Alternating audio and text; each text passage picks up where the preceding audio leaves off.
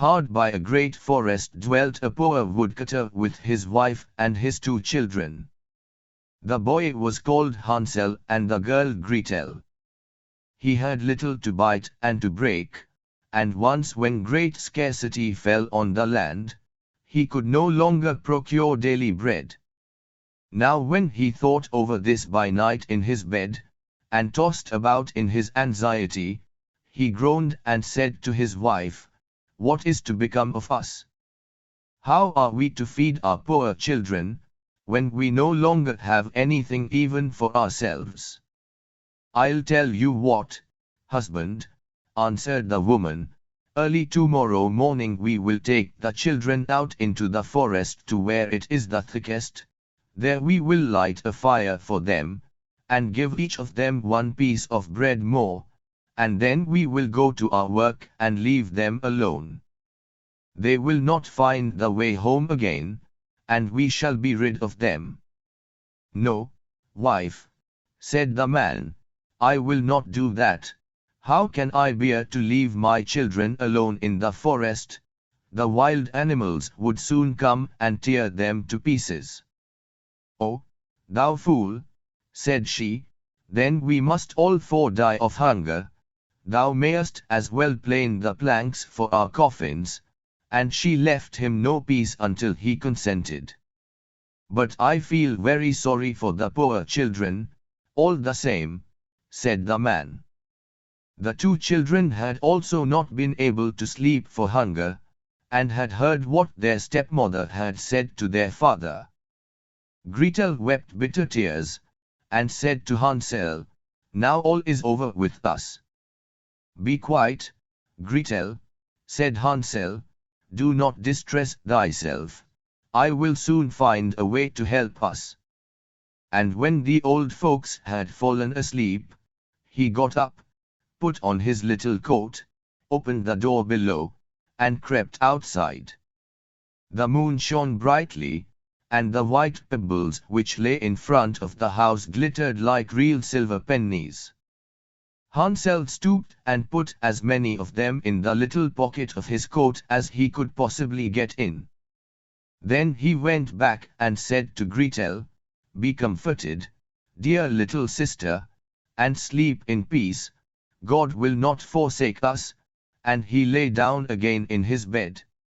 When day dawned, but before the sun had risen, the woman came and awoke the 2 children, saying, "Get up, you sluggards. We are going into the forest to fetch wood." She gave each a little piece of bread, and said, "There is something for your dinner, but do not eat it up before then, for you will get nothing else." Gretel took the bread under her apron, as Hansel had the stones in his pocket. Then they all set out together on the way to the forest. When they had walked a short time, Hansel stood still and peeped back at the house, and did so again and again. His father said, "Hansel, what art thou looking at there and staying behind for? Mind what thou art about, and do not forget how to use thy legs." "Ah, father," said Hansel, "I am looking at my little white cat, which is sitting up on the roof, and wants to say goodbye to me." The wife said, "Fool, that is not thy little cat, that is the morning sun which is shining on the chimneys." Hansel, however, had not been looking back at the cat, but had been constantly throwing one of the white pebble stones out of his pocket on the road. When they had reached the middle of the forest, the father said, "Now, children, pile up some wood, and I will light a fire that you may not be cold." Hansel and Gretel gathered brushwood together, as high as a little hill. The brushwood was lighted, and when the flames were burning very high, the woman said, "Now, children, lay yourselves down by the fire and rest. We will go into the forest and cut some wood. When we have done, we will come back and fetch you away." Hansel and Gretel sat by the fire, and when noon came, each ate a little piece of bread, and as they heard the strokes of the wood axe they believed that their father was near. It was not, however, the axe, it was a branch which he had fastened to a withered tree which the wind was blowing backwards and forwards. And as they had been sitting such a long time, their eyes shut with fatigue, and they fell fast asleep. When at last they awoke, it was already dark night. Gretel began to cry and said, "How are we to get out of the forest now?" But Hansel comforted her and said, "Just wait a little, until the moon has risen, and then we will soon find the way." And when the full moon had risen, Hansel took his little sister by the hand, and followed the pebbles which shone like newly coined silver pieces, and showed them the way. They walked the whole night long, and by break of day came once more to their father's house. They knocked at the door, and when the woman opened it and saw that it was Hansel and Gretel, she said, "You naughty children, why have you slept so long in the forest? We thought you were never coming back at all." The father, however, rejoiced, for it had cut him to the heart to leave them behind alone.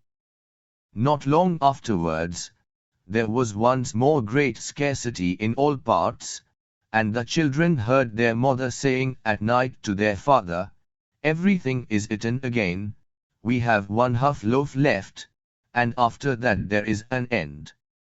The children must go, we will take them farther into the wood, so that they will not find their way out again.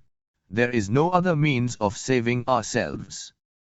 The man's heart was heavy, and he thought, "It would be better for thee to share the last mouthful with thy children." The woman, however, would listen to nothing that he had to say, but scolded and reproached him. He who says A must say B, likewise, and as he had yielded the first time, he had to do so a second time also. The children were, however, still awake and had heard the conversation. When the old folks were asleep, Hansel again got up, and wanted to go out and pick up pebbles as he had done before, but the woman had locked the door, and Hansel could not get out. Nevertheless he comforted his little sister, and said, "Do not cry, Gretel, go to sleep quietly, the good God will help us." Early in the morning came the woman, and took the children out of their beds. Their bit of bread was given to them, but it was still smaller than the time before. On the way into the forest Hansel crumbled his in his pocket, and often stood still and threw a morsel on the ground. "Hansel, why dost thou stop and look round?" said the father. "Go on." "I am looking back at my little pigeon which is sitting on the roof, and wants to say goodbye to me," answered Hansel. "Simpleton," said the woman, "that is not thy little pigeon, that is the morning sun that is shining on the chimney." Hansel, however, little by little, threw all the crumbs on the path. The woman led the children still deeper into the forest, where they had never in their lives been before. Then a great fire was again made, and the mother said, "Just sit there, you children, and when you are tired you may sleep a little. We are going into the forest to cut wood, and in the evening when we are done, we will come and fetch you away." When it was noon, Gretel shared her piece of bread with Hansel, who had scattered his by the way. Then they fell asleep and evening came and went, but no one came to the poor children. They did not awake until it was dark night, and Hansel comforted his little sister and said, "Just wait, Gretel, until the moon rises, and then we shall see the crumbs of bread which I have strewn about. They will show us our way home again. When the moon came they set out, but they found no crumbs, for the many thousands of birds which fly about in the woods and fields had picked them all up. Hansel said to Gretel, "We shall soon find the way," but they did not find it. They walked the whole night and all the next day too from morning till evening, but they did not get out of the forest, and were very hungry, for they had nothing to eat but 2 or 3 berries, which grew on the ground. And as they were so weary that their legs would carry them no longer, they lay down beneath a tree and fell asleep. It was now 3 mornings since they had left their father's house. They began to walk again, but they always got deeper into the forest, and if help did not come soon, they must die of hunger and weariness. When it was midday, they saw a beautiful snow-white bird sitting on a bough, which sang so delightfully that they stood still and listened to it. And when it had finished its song, it spread its wings and flew away before them, and they followed it until they reached a little house, on the roof of which it alighted. And when they came quite up to little house they saw that it was built of bread and covered with cakes, but that the windows were of clear sugar. "We will set to work on that," said Hansel, "and have a good meal. I will eat a bit of the roof, and thou, Gretel, canst eat some of the window, it will taste sweet." Hansel reached up above, and broke off a little of the roof to try how it tasted, and Gretel leant against the window and nibbled at the panes. Then a soft voice cried from the room, "Nibble, nibble, no. Who is nibbling at my little house?" The children answered, "The wind, the wind, the heaven-born wind," and went on eating without disturbing themselves.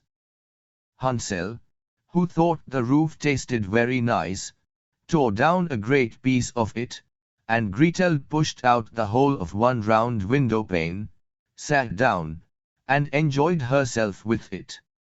Suddenly the door opened, and a very, very old woman, who supported herself on crutches, came creeping out. Hansel and Gretel were so terribly frightened that they let fall what they had in their hands. The old woman, however, nodded her head, and said, "Oh, you dear children, who has brought you here? Do come in, and stay with me. No harm shall happen to you." She took them both by the hand, and led them into her little house. Then good food was set before them, milk and pancakes, with sugar, apples, and nuts. Afterwards 2 pretty little beds were covered with clean white linen, and Hansel and Gretel lay down in them, and thought they were in heaven. The old woman had only pretended to be so kind. She was in reality a wicked witch, who lay in wait for children, and had only built the little house of bread in order to entice them there. When a child fell into her power, she killed it, cooked and ate it, and that was a feast day with her. Witches have red eyes, and cannot see far, but they have a keen scent like the beasts, and are aware when human beings draw near. When Hansel and Gretel came into her neighborhood, she laughed maliciously, and said mockingly, "I have them, they shall not escape me again." Early in the morning before the children were awake, she was already up, and when she saw both of them sleeping and looking so pretty, with their plump red cheeks, she muttered to herself, "That will be a dainty mouthful." Then she seized Hansel with her shriveled hand, carried him into a little stable, and shut him in with a grated door. He might scream as he liked, that was of no use. Then she went to Gretel, shook her till she awoke, and cried, "Get up, lazy thing, fetch some water, and cook something good for thy brother. He is in the stable outside, and is to be made fat. When he is fat, I will eat him." Gretel began to weep bitterly, but it was all in vain. She was forced to do what the wicked witch ordered her. And now the best food was cooked for poor Hansel, but Gretel got nothing but crab shells. Every morning the woman crept to the little stable, and cried, "Hansel, stretch out thy finger that I may feel if thou wilt soon be fat." Hansel, however, stretched out a little bone to her, and the old woman, who had dim eyes, could not see it, and thought it was Hansel's finger, and was astonished that there was no way of fattening him. When 4 weeks had gone by, and Hansel still continued thin, she was seized with impatience and would not wait any longer. "Hola, Gretel," she cried to the girl, "be active, and bring some water. Let Hansel be fat or lean, tomorrow I will kill him, and cook him." Ah, how the poor little sister did lament when she had to fetch the water, and how her tears did flow down over her cheeks. "Dear God, do help us," she cried. "If the wild beasts in the forest had but devoured us, we should at any rate have died together." "Just keep thy noise to thyself," said the old woman, "all that won't help thee at all." Early in the morning, Gretel had to go out and hang up the cauldron with the water, and light the fire. "We will bake first," said the old woman. "I have already heated the oven, and kneaded the dough." She pushed poor Gretel out to the oven, from which flames of fire were already darting.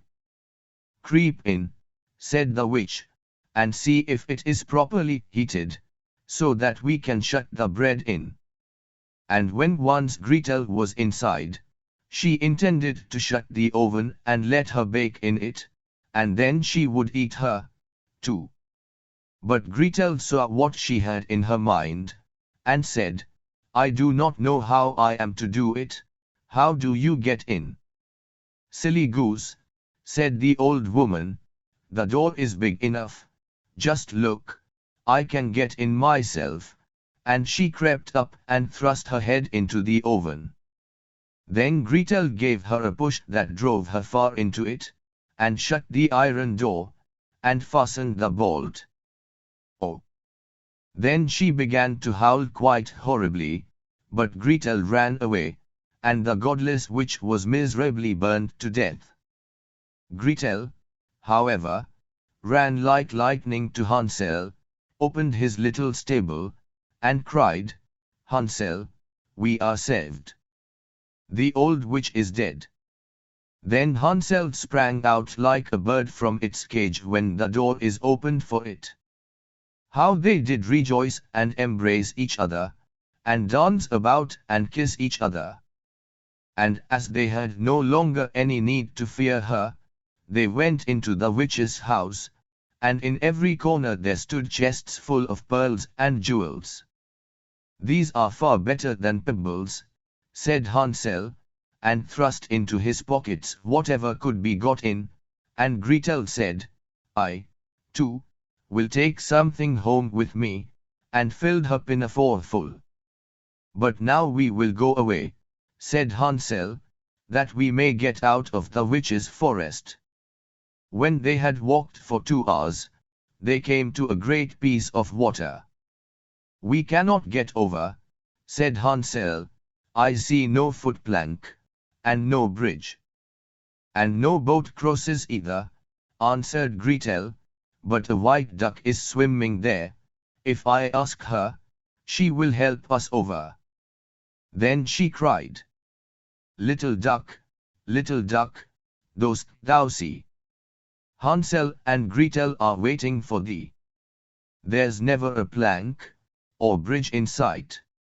Take us across on thy back so white. The duck came to them, and Hansel seated himself on its back, and told his sister to sit by him. No, replied Gretel, that will be too heavy for the little duck, she shall take us across, one after the other. The good little duck did so, and when they were once safely across and had walked for a short time, the forest seemed to be more and more familiar to them, and at length they saw from afar their father's house. Then they began to run, rushed into the parlor, and threw themselves into their father's arms. The man had not known one happy hour since he had left the children in the forest. The woman, however, was dead. Gretel emptied her pinafore until pearls and precious stones ran about the room, and Hansel threw one handful after another out of his pocket to add to them. Then all anxiety was at an end, and they lived together in perfect happiness. My tale is done. There runs a mouse, whosoever catches it, may make himself a big fur cap out of it.